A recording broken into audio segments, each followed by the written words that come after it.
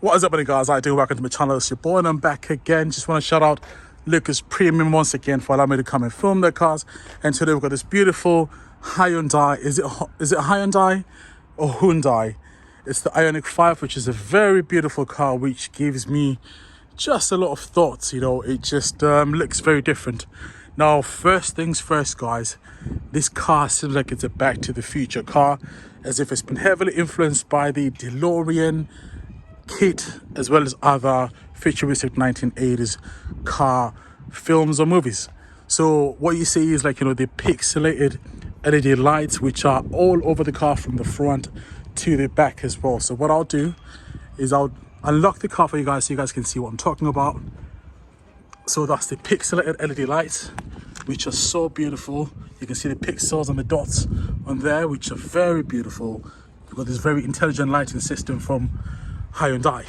Then also on the front as well, you've got this section over here which actually opens up to allow air to flow in as well, to increase the efficiency of the car. So the car comes in this very beautiful color. Now, one thing I will say is I'm not a fan of is this black section over here. They could have kept this the same color, that's sort of like a dark grayish. And also the sign as well, the sign is not really futuristic. I see that Kia have actually changed the Kia sign, and I feel like with Hyundai they could have changed that sign as well. Either made it maybe smaller and more futuristic as well. But apart from that, really, it's just little small complaints. So this is the dual motor, so which means it's got the 4-wheel drive. So it's the top of the range with 250 miles. It's got, I think, 360 kilowatts of charging. But whether you can find that charging which can charge this from 10% virtually to 80% in 20 minutes is impossible. But you can get, I think, 50 kilowatt chargers, which means you'll be at the service, charging the car for a lot longer. But you know what it is? This car sits at a very interesting market segment.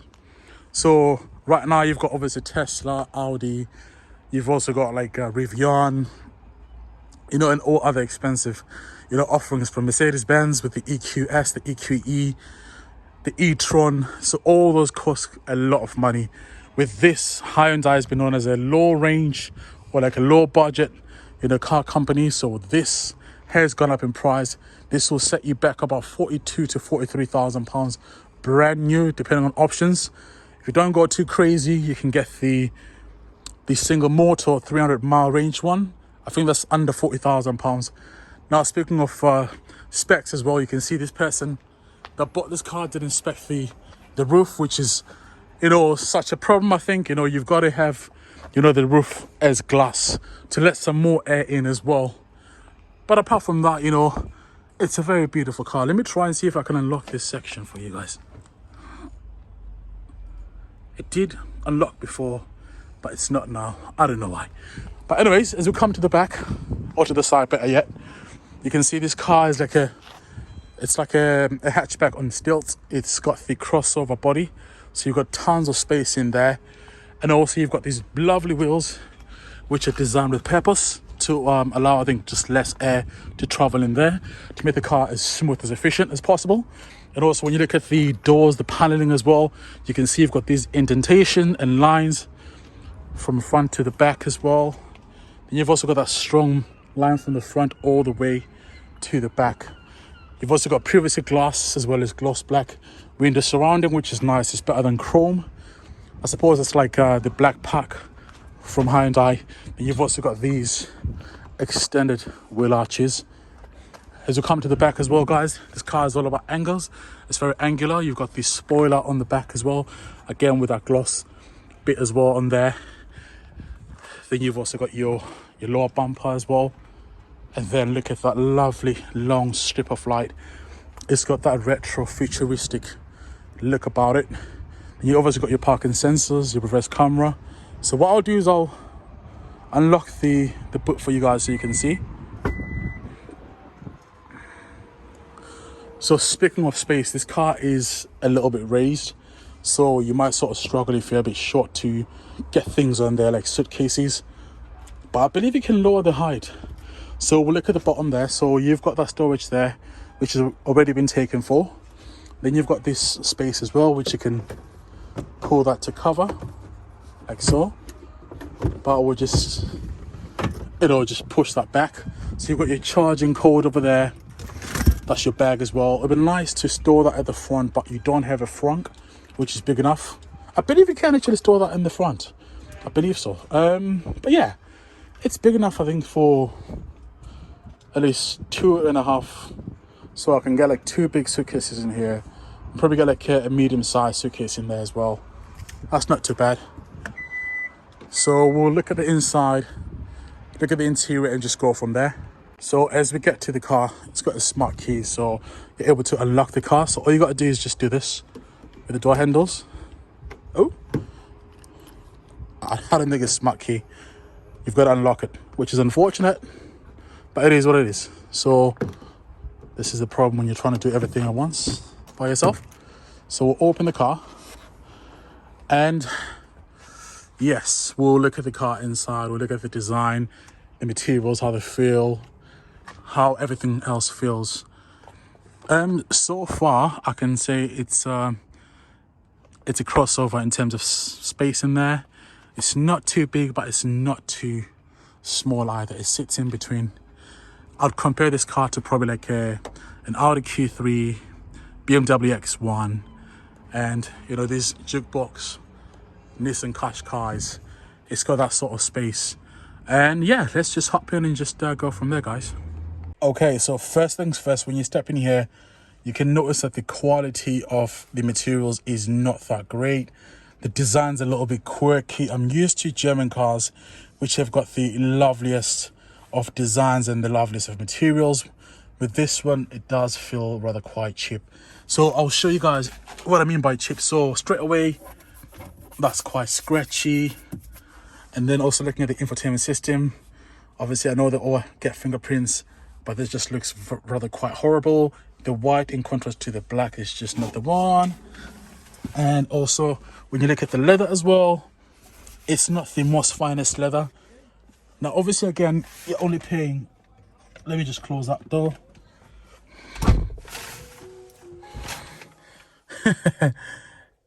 You can see the little animation there as it comes on. As I was saying, now obviously with this sort of price point, you can't really expect to get the most finest of materials, which I understand. And as somebody that's looking to get an EV, I'm thinking, would I prefer quality over function? That's a very important question. Looking at a Tesla Model 3, that's a more expensive alternative, but at the same time, Tesla Model 3 didn't have the most of greatest materials as well. So I'll compare this car to that as well.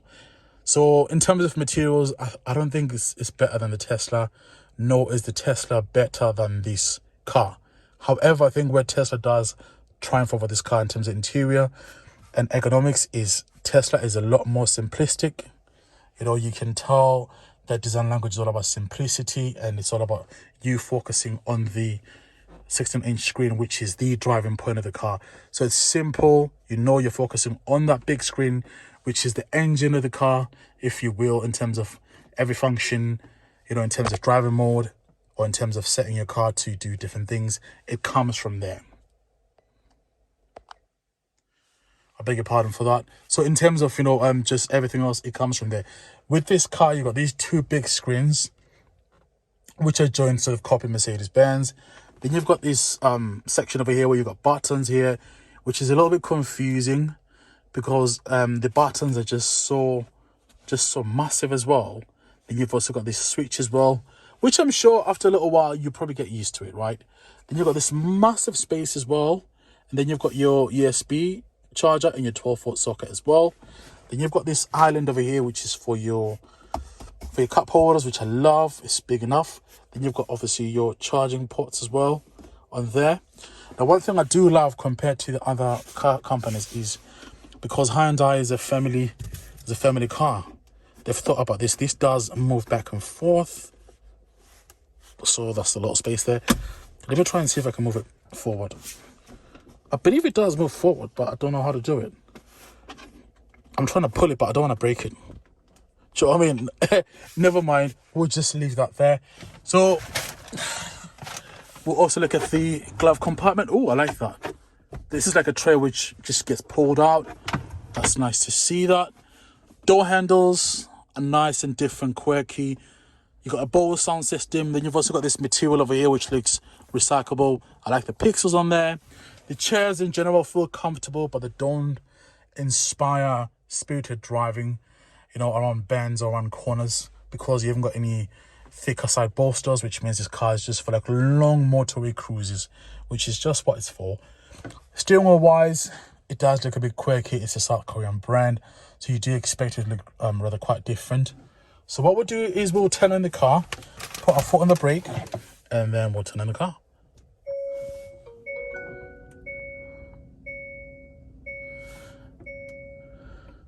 Right, there is a lot of bips and dings. So straight away, one thing which I dislike is how you've got the white screen and also the white lettering. I think if they're the black bezel around the infotainment system, I think the white background would make sense on the screens. I'm sure you can change that anyways, and you can see the car's being charged straight away. It's 243 miles. So the car sits in the middle. Then you've also got like the road at the front. Then you've also got information on the side as well, and you've got your mileage, or your speedometer, should I say, there. Then you've got your range that you've got left. Now, apparently, this car is very good in terms of the mileage that it tells you you've got. It's able to live up to that mileage that it says it's got. Some cars, they'll say you've got maybe say 250 miles of range, but in reality, such as the e-tron, you'll only have 200 miles or 190, if that. So with this one, you are getting the exact figure there. And so you've got this as well, which is your Blue free trial. We'll just say later. I'll tell you what, we'll just cancel that. So we'll look at the this screen over here first. Then we'll also focus on that as we'll look at the infotainment system. We'll look at things like, you know, the quality of the images, the resolution, as well as how responsive it is. So we'll start with over here. So you've got the speedometer over here, which, you know, is on the left. Then you've also got the gear display over there that tells you the car's on either park or neutral. Then you've got your safety features over here. Then you've also got like your charge over there. Then that's your mileage as well. Then you've also got on the bottom as well, that's your battery capacity. That tells you that right now we're sitting on 83%. And you've also got things such as your temperature, your usual stuff.